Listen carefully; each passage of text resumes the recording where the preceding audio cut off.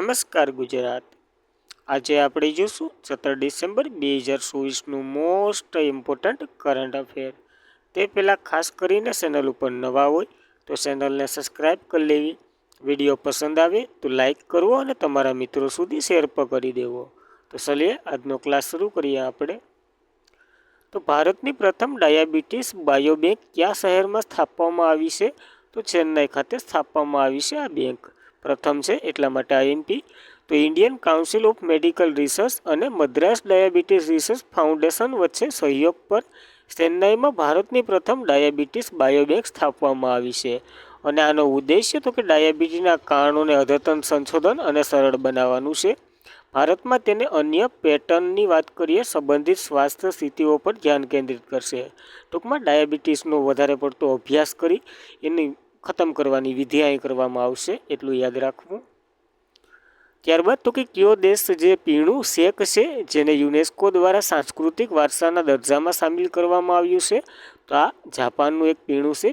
કયું? તો કે શેક, એનું નામ જે શેક।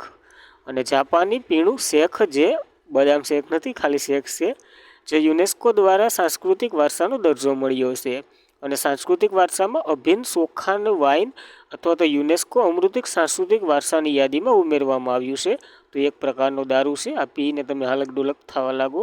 આ માન્યતા 1000 વર્ષ જૂની ઉકાળવાની પરંપરા અને જાપાની જે સંભાર અને રાંધવા એટલે ટૂંકમાં આને બનાવવાને મહત્વને એટલું બધી હજારો વર્ષની માન્યતા છે, એવું કંઈક છે। આ એના પરંપરાગત વગેરે જે તહેવારો હોય એમાં પીવામાં આવે છે જાપાની લોકો દ્વારા। તો ખાસ કરીને એટલું યાદ રાખવું। ત્યારબાદ યુનેસ્કોની વાત કરીએ તો United National Education Scientification and Culture Organization તેમનું ફૂલ ફોર્મ થાય, જેની રચના 1945માં થઈ હતી। હેડક્વાર્ટર ફ્રાન્સ પેરિસમાં છે અને ડીજી તો કે એન્ડ્રી ઓવલેન્ડ છે ફ્રાન્સના। કરંટમાં જોઈએ તો 43મું આસામનું મોઈદમ બન્યું હતું, જે ઓહમ સામ્રાજ્યની દફન વિધિ છે। અમૃત સાંસ્કૃતિક વારસાની વાત કરીએ તો 15મા નંબરના ગરબા છે, એ પહેલાં તો કે 14માં દુર્ગા પૂજા હતી। સાહિત્યનું શહેર કોઝિકોડ કેરળનું છે અને સંગીતનું શહેર ગ્વાલિયર મધ્યપ્રદેશનું છે। તો આ કરંટમાં એટલું હતું, યાદ રાખવું આ કરંટની માહિતી પર। ત્યારબાદ વર્લ્ડ હેલ્થ ઓર્ગેનાઇઝેશનના રિપોર્ટ કહે છે કે કયો દેશ મેલેરિયાના કેસોમાં ભારણ ઘટાડ્યું છે? તો ટૂંકમાં 60થી 70% જેટલું ભારણ ઘટાડ્યું છે આ દેશે। કયો દેશ? ભારતે, એવું કહેવામાં આવ્યું છે। તો વર્લ્ડ હેલ્થ ઓર્ગેનાઇઝેશને રિપોર્ટ આપ્યો કે ભારત મલેરિયાના કેસોમાં જે ભારણ ઘટાડો કર્યો છે, અને ઘટાડો કેટલો કર્યો? તો કે 69% મૃત્યુદરમાં ઘટાડો કર્યો છે, એટલે કે એને હાજા કરી શક્યો ભારત। તો વર્લ્ડ મેલેરિયા રિપોર્ટ અનુસાર કેને બહાર પાડ્યો? વર્લ્ડ હેલ્થ ઓર્ગેનાઇઝેશને। અને ભારતે આખરે મલેરિયાના નિયંત્રણ કરવા અને મૃત્યુદરમાં ઘટાડાને સફળ કર્યું, જે 2017માં 100.4 મિલિયનથી 2023માં 69% ઘટાડી ચૂક્યું છે અને 20 લાખો કર્યા છે। તો ખાસ કરીને આવી કંઈક બેઝિક માહિતી એક રિપોર્ટ આવ્યો વર્લ્ડ હેલ્થ ઓર્ગેનાઇઝેશને બહાર પાડ્યો, તો યાદ રાખવું। ત્યારબાદ મલેરિયાની વાત કરીએ તો જેનો ફેલાવો અથવા તો જે વાયરસ તો કે પ્લાઝ્મોડિયમ પ્લેન્ટોવાલ વાયરસથી થાય છે, બેક્ટેરિયાથી। અને મલેરિયા તો કે માદા એનાફિલિસ મચ્છરથી થાય છે। દવા તો કે ક્વિનાઇન્ટ છે, જે તો કે શીશોના વૃક્ષના એક આંક અથવા તો સાલ એની બનાવવામાં આવે છે। મેલેરિયામાં શું અસર થાય? તો કે આરસીબીની ઘટના અસર એટલે ઘટાડો થાય। અને વર્લ્ડ હેલ્થ ઓર્ગેનાઇઝેશને મેલેરિયાની 2 રસીને મંજૂરી આપી હતી, માસ્કોરિક્વાસ અને R21 મેટ્રિક 21 તરીકે ઓળખવામાં આવે છે।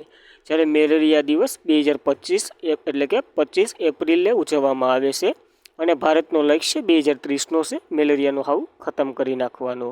તો આ બેઝિક ડેટા પર યાદ રાખવાની સાથે વર્લ્ડ હેલ્થ ઓર્ગેનાઇઝેશનની વાત કરીએ તો તેમની રચના 7 એપ્રિલ 1948માં થઈ હતી। મુખ્ય મથક જેનીવા સ્વિટ્ઝરલેન્ડમાં છે અને હેડ તો કે ટેડ્રોસ અધનોમ છે। તો આ બેઝિક વર્લ્ડ હેલ્થ ઓર્ગેનાઇઝેશનની માહિતી। ત્યારબાદ મહિલા હોકી જુનિયર એશિયન કપ 2024 ભારતે જીત્યું, કયા દેશને હરાવ્યો? તો ચાઇનાને હરાવી અને ભારત જીત્યું છે, તો યાદ રાખવું। તો મહિલા હોકી જુનિયર એશિયન કપ 2024 ભારતે ટાઇટલ જે જીતી અને ચાઇનાને હરાવ્યું છે। જો 9મી મહિલા એશિયન જે જુનિયર કપ હતો 2024નો, જેનું આયોજન તો કે ઓમાન મસ્કટમાં થયું હતું। ત્યાં પુરુષનો ત્યાં જ યોજાયો હતો અને મહિલાનો પણ ત્યાં જ યોજાયો છે। આમાં જીત તો કે ભારતની ટીમે જીત મેળવી, હાર તો કે ચાઇનાની ટીમે। અને પ્રથમની વાત કરીએ તો 1992માં મલેશિયા ખાતે થઈ હતી, એમાં સાઉથ કોરિયા જીત્યું હતું, એમાં ચાઇનાને જ હરાવ્યું હતું, તો ચાઇના ધોવાય જ છે। આની પહેલાં જાપાનમાં આયોજન થયું હતું, એમાંય ભારત જીત્યું હતું, તો ભારતનું આ બીજું ટાઇટલ છે. 11મી match hockey junior Asian Cup 2024ની વાત કરીએ તો જેનું આયોજન ઓમાનમાં થયું હતું. આ પુરુષની છે, એટલે કે 11મી match hockey junior Asian Cup એ પણ હમણાં જ યોજાઈ. ભારત જીત્યું હતું પાકિસ્તાનને હરાવીને. પાકિસ્તાન હોય તો આપણે મૂકીએ જ નહીં. ઇન્ટરનેશનલ હોકી ફેડરેશનની વાત કરીએ તો જેમની રચના 1924માં થઈ હતી. મુખ્ય મથક લોસેન સ્વિટ્ઝરલેન્ડમાં આવેલું છે. જ્યારે વડા તો કે મોહમ્મદ તૈયબ ઇકરામ છે. અને 1928માં ભારત FIS એટલે કે ઇન્ટરનેશનલ હોકી ફેડરેશનનો સભ્ય બનનાર પ્રથમ એશિયાનો દેશ હતો. જ્યારે હોકી ઇન્ડિયાના પ્રમુખ દિલીપ તિર્કી છે. ત્યારબાદ તો કે આ હોકી ઇન્ડિયા એટલે કે એશિયન હોકી ફેડરેશનની વાત કરીએ તો મુખ્ય મથક કુલામપુરમ મલેશિયામાં આવેલું છે. અને હોકીની કપો અને ટ્રોફીઓની વાત કરીએ તો Azlan Shah Cup, Aga Khan Cup, Dhyanchand Cup, Rangaswamy Cup, Scindia Cup, Ranjitsinh Cup અને બતાન કપ અને ઇન્દ્ર કપ વગેરે હોકીની કપો અને ટ્રોફીઓ છે. પહેલાં આવા ટૂંકા પ્રશ્ન પૂછાતા, અત્યારે નક્કી ન લેવાય, વિધાનમાં નાખી દઈ. ત્યારબાદ કઈ રાજ્ય સરકારે મુખ્યમંત્રી પૌષ્ટિક નાસ્તા યોજનાની શરૂઆત કરી છે? તો ભૂપેન્દ્ર પટેલની સરકાર એટલે ગુજરાત સરકારે આ યોજના શરૂ કરી છે.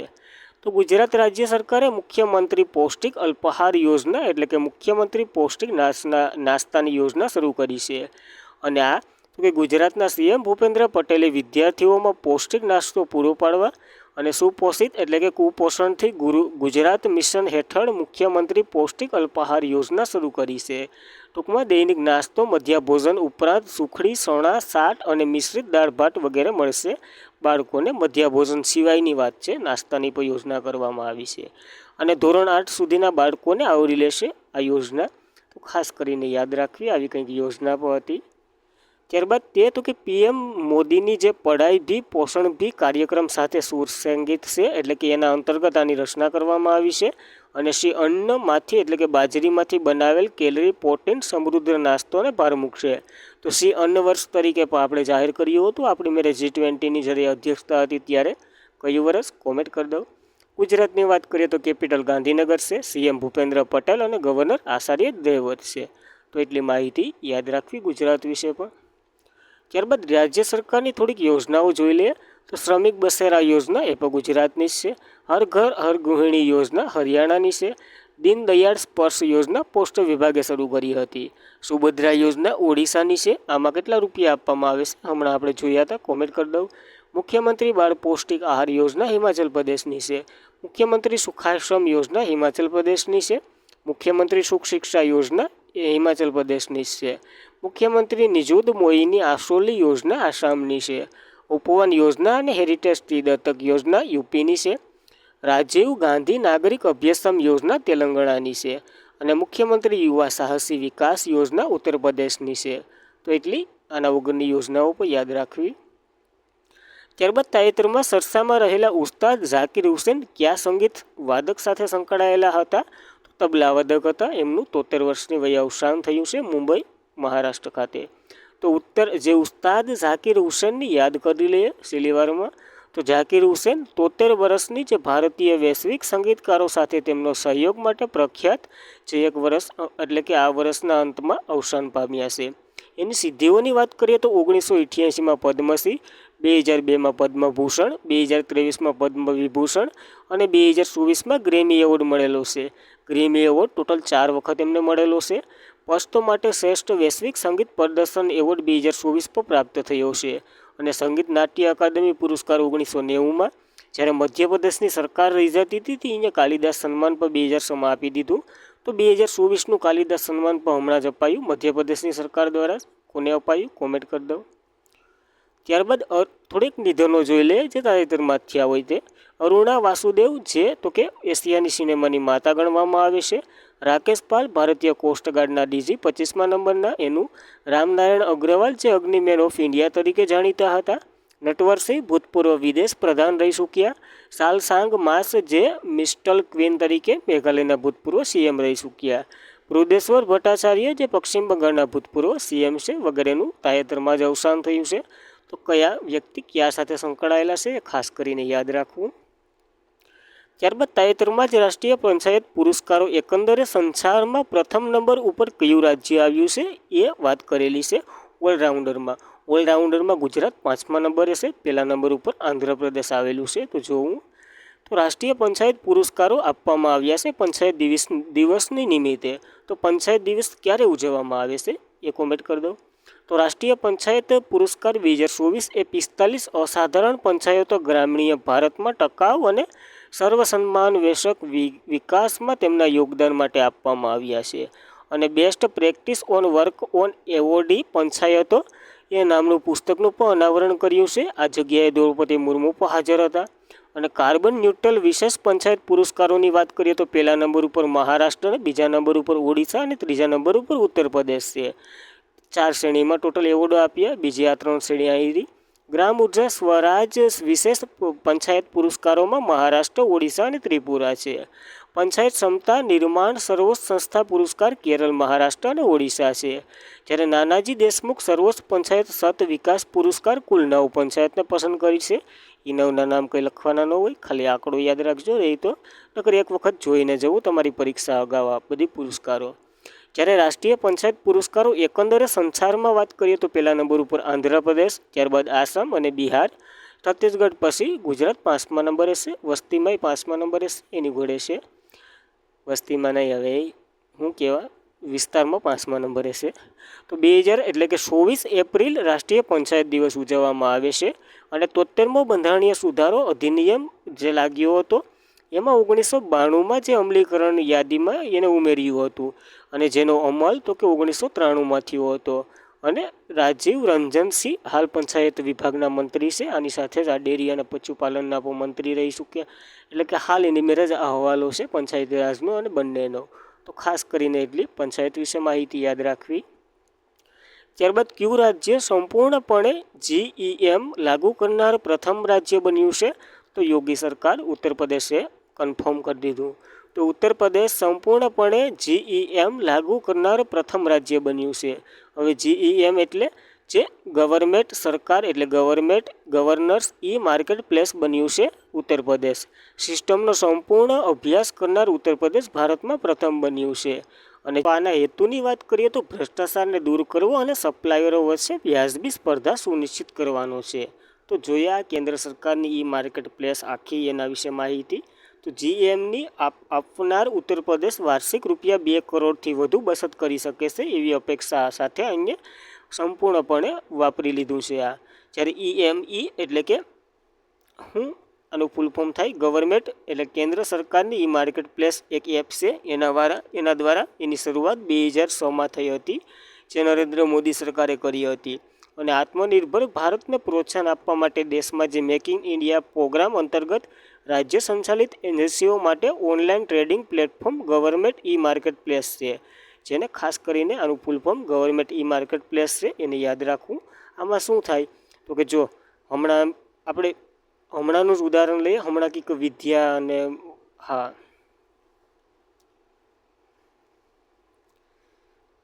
એક ઉદાહરણ દ્વારા સમજીએ. GEM એટલે કે ગવર્નર્સ માર્કેટ પ્લેસ શું? તો માનો કે આવાસ યોજના અંતર્ગત સરકારને મકાનો બનાવવાના છે. તો એના માટે જે મટીરિયલ જોઈએ ને એ ડાયરેક્ટ સપ્લાયર મેળથી લઈ શકે. સમજી લો કે હું સિમેન્ટનું ઉત્પાદન કરું તો મારે ત્યાં ટેન્ડર મૂકવાનું આ એપ દ્વારા. એમાં ટેન્ડર મૂકવાનું, સૌથી ઓછો ભાવ હોય એ તો કે એને પાસ થઈ જાય. અને કિંમતી એટલે ટૂંકમાં વસારાના જે દલાલો હોય ને એ આમાં ન રહે. એવી રીતના કંઈક આ એપ છે. એટલું બધી ડિટેલમાં તો નહીં પૂછે, તોય ધ્યાન રાખવું ખાલી સપ્લાયર માટે. તો સરકાર ડાયરેક્ટ ઉત્પાદકો મેળથી વસ્તુ ખરીદી શકે આ એપ દ્વારા, એવું ટૂંકમાં યાદ રાખવું. અને ઉત્તર પ્રદેશની વાત કરીએ તો કેપિટલ લખનઉ છે. CM તો કે યોગી આદિત્યનાથ છે. અને ગવર્નર તો કે આનંદીબેન પટેલ છે. તો ખાસ કરીને એટલી ઉત્તર પ્રદેશ વિશે માહિતી યાદ રાખવી.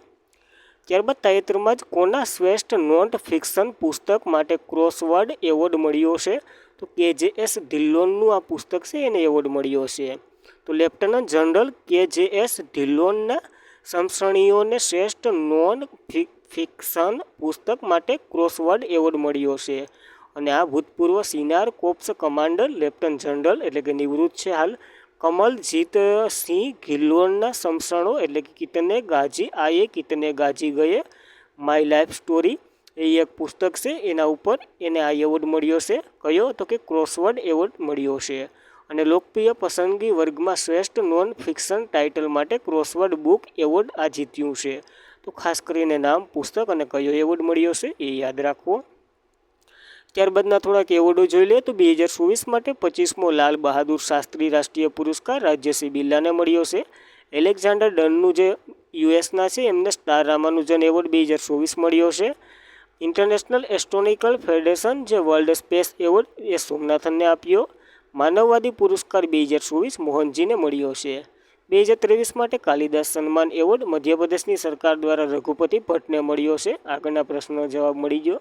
વિભવ તાલુકદારને હેરિસ મેમોરિયલ એવોર્ડ મળ્યો છે. સખોરાવ પુરસ્કાર જે મારિયા કોરિકાવ મચાડો અને એડમિન્ડો ગોન્ઝાલેસને મળ્યો છે. મંતાન એટલે સમંતા હાર્વેને ઓર્બિટર માટે બુકર પ્રાઇઝ 2024 જીત્યો.